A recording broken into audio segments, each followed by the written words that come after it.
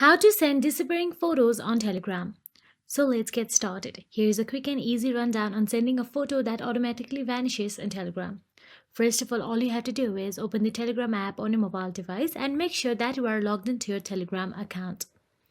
Then, once inside the Telegram app, simply look for the contact or chat you want to send the disappearing text to or disappearing photos to.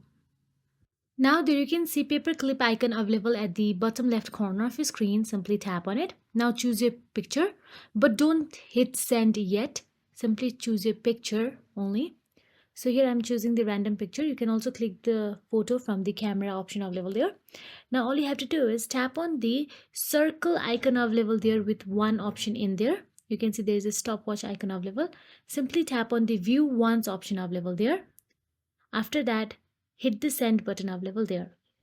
The message shows a little time overlay, and once the receipt opens it, the countdown starts and poof, it's gone for both of you.